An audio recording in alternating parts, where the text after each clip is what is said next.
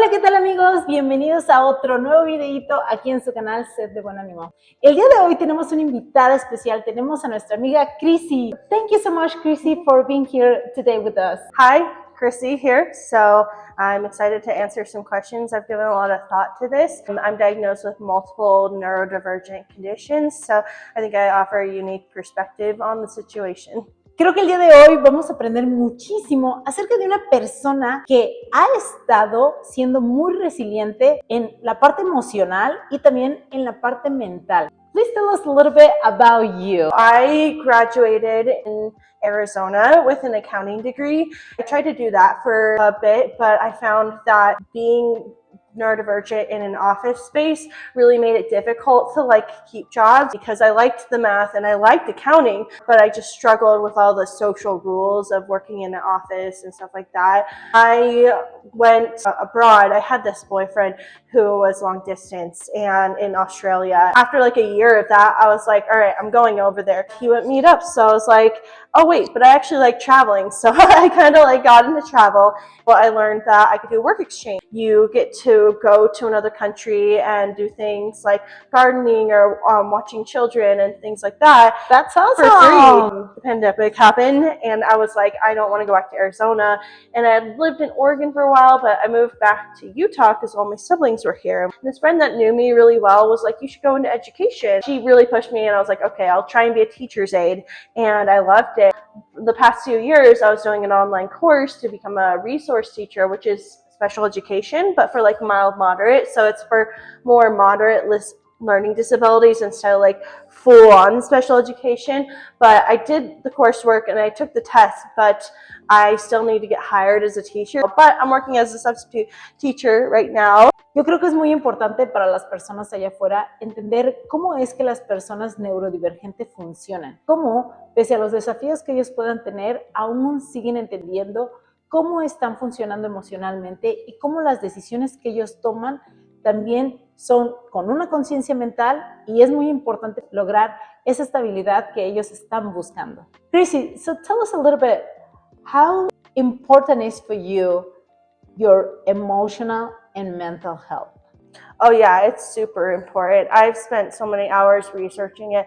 I'm part of a lot of different communities. I'm actually part of an autism coalition currently, and I'm the employment committee leader and the social media manager. Shout out to Utah Autism Coalition for Utah County. I have been interested in mental health for such a long time because I was told that I was different starting at 7 years old. Learning about this has really helped me, not just in understanding myself, but actually learning things that I can implement and in making friends in the process, and knowing I've known so many people from different communities in terms of mental health. Mental health is very important to me, and I've devoted a lot of time to focusing on learning and implementing it. There's a lot that goes into emotional health because personally, I've kind of created a whole mental system. In your 30s, in your early 30s, that's when your brain starts going into another change where your brain, they say that your brain stops developing at 26, but the new research shows that actually it's 32 is the line of where your brain is actually out of adolescence, which is crazy because your brain's oh, actually becoming an adult now.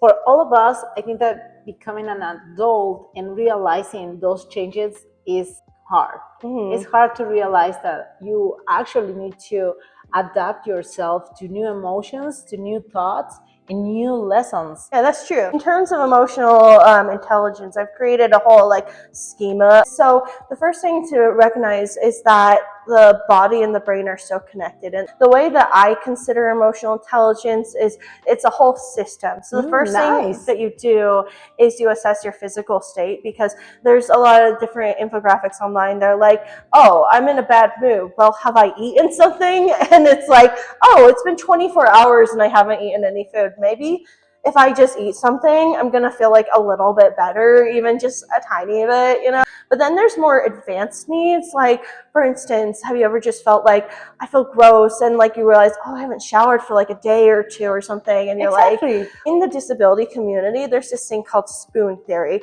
And so the story goes is that there's this lady who was disabled, and she went to a cafe with her friend, and a friend had to wait a little bit because she had like lupus or something, and so she was exhausted. Getting to the cafe was really difficult for her, and her friend was like, oh, well, why did it take you so long? And she's like, listen, the basic things in life takes more energy for me than the average person would understand. So for instance, if brushing your teeth only takes like a little bit of mental energy, for somebody who is disabled, it takes a lot of planning and a lot of thought. Like, it can be overwhelming. She's like, oh, I start the day with, I don't know, 10 spoons, and maybe brushing my teeth takes a spoon, showering takes 2 or 3 spoons. And so you can get like part of the day out of the way, and you're like, it's only been an hour. So the more advanced system is knowing your spoon level. Like, okay, so what do I have energy for? And I feel like that applies to everyone. Everyone has energy levels. Nobody's just like the Energizer Bunny. No. Yeah, like no, prioritizing is just saying, all right, what do I have energy for? And yes, what's the impact? What I'm feeling to do today. Yeah, and also like the impact of the situation. So you have to think about when you're disabled. Some people, like for instance, someone might have depression and they say, I cannot get out of bed that day. Like the level of priority is so low, and they might feel guilty, like I can't get out of bed that day, like I'm a bad person. It's like, no, you have to actually like look at your ability to do things and say, all right, the base level is that I have eaten food and I have drunk water. That is the base level for survival. And then you kind of just build upon that. I've figured out is you have to kind of create a bonus round. Instead of saying, I should wash the dishes, you say, okay, I've met my basic needs. And you're like, you know what? It'd be pretty impressive if I wash my dishes right now. And that's improved the amount of things that I do, because it's not this I should sort of situation. Exactly. It's this I get to, or wow, that's impressive that I did that. And just in general, you have to create your own baseline of where you are able, because people don't realize like being neurodivergent is a disability. And so when you recognize it as such, that's where you can build off of what capabilities you do have. And then going from there, you can expand your capabilities. It's really about what can you actually do? Take a real assessment. And then the next step is so there's this term called overstimulated. So think about if you've ever been at a rock concert and it's like way too loud, or you go inside of an office building and everything is super bright and you're like, I'm way too tired for this. This is so bright. That's overstimulation. And so when you're neurodivergent, a lot more things can be overstimulating. A good thing to notice is when you're assessing how your body feels, thinking about, am I overstimulated? Because when you are overstimulated, you're not going to be able to address your emotions effectively. And emotionally, here's the big part.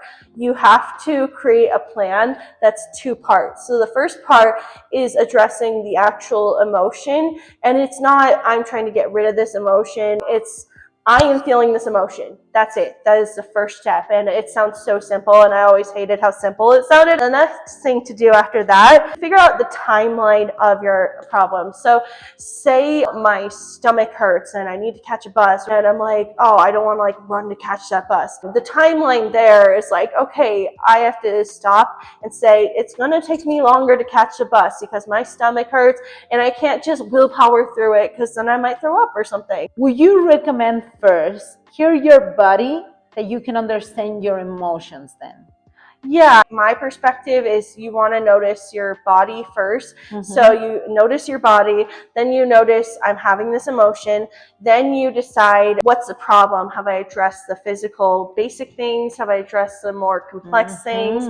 And then you go into, or is it a problem that I need to solve? This is where therapy can come into effect. And so I spent many years trying different types of therapies, and so I have very strong opinions on therapy, but there's a few different modalities of therapy, and I don't think they're bad necessarily. I think it really just depends on what you need. The main ones that I've encountered, I know there's a million that are out there, but the main ones, there's like 5 that I wrote down, and it sort of helps. So say you have a problem, like your boss at work is making your life difficult or something like that. So you can go to CBT, which is cognitive behavioral therapy, and you can say, is my anxiety lying to me? And say, is there a thought distortion here?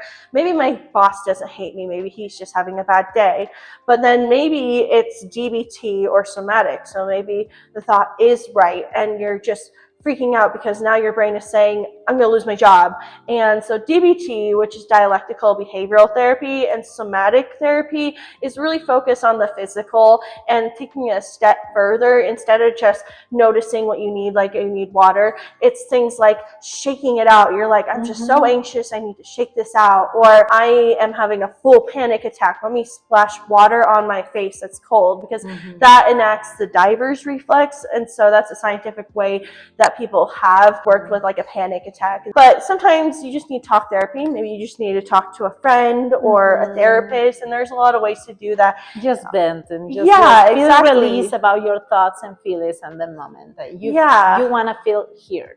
Yeah, and something that a lot of people don't know exists is there's warm lines online that you can message or you can call and whatnot, and just talk to a stranger, and you don't have to like be in crisis. You can just be like, I am having the worst day and I just need to talk to a random stranger about this, and just vent it out, and they're free. And so then after that, if you're still having a problem, there's 2 things left that I would think about. You need to think if you're having a medical situation and it's like, okay, my heart is racing, I'm anxious, maybe my heart is having issues, maybe I need to like check my blood pressure, maybe I need to like go to an urgent care. Making sure to reach out medically, and that could be as simple as something that's like immediate, or it could be something more complex where it's like, oh, well, I have 2 sleep disorders, and so I've been working really hard to try and fix the sleep disorders.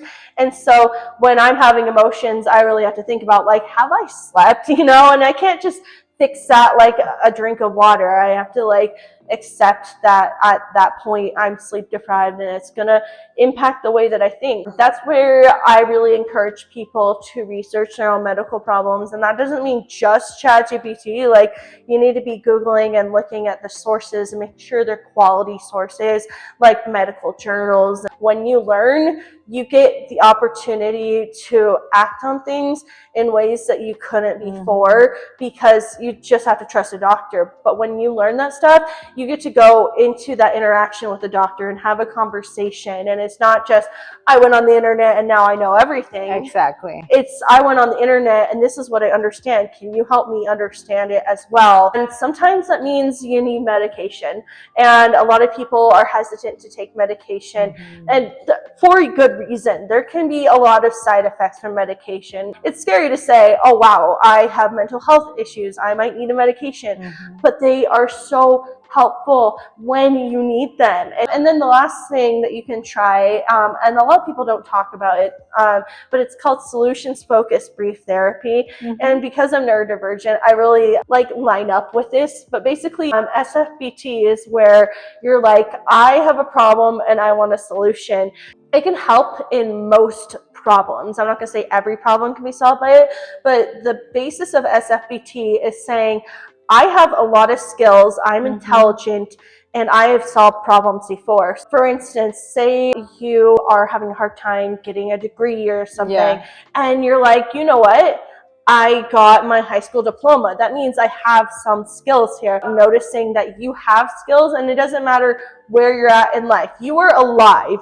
You have some skills that exist, right? So SFBT takes that and says, what do I know? What resource do I have? And how can I go from there? There's so many ways to go about thinking about your emotions and helping and whatnot, and it can be overwhelming. And so that's why I kind of wrote it out as a little guide on there, where I'm just like, these are the different things in a list. You can go through it. You don't have to go through it in order. Exactly. But yeah. Yo creo que es muy importante para nosotros darnos cuenta que cada uno de nosotros necesita ayuda y cada uno de nosotros puede ocupar diferentes tipos de terapia. Pese a que nosotros digamos que no es tan importante, créanme que el reconocer la ayuda de un especialista en salud mental va a ayudarnos de una manera increíble y va a ayudar a que nuestro desenvolvimiento y cualquier actividad que realicemos la hagamos con un mejor ánimo. Y bueno, amigos, hemos llegado al final del videito del día de hoy. Thank you so much, Chrissy, for helping us to understand a little bit more about how to connect our emotions with our mental health. Y bueno, amigos, ya saben, compartan este videito con alguien que sepan que le va a ayudar. Y vamos a tener la segunda parte de este video con nuestra amiga Chrissy. Y no olviden ser de buen ánimo. Hasta la próxima. Bye.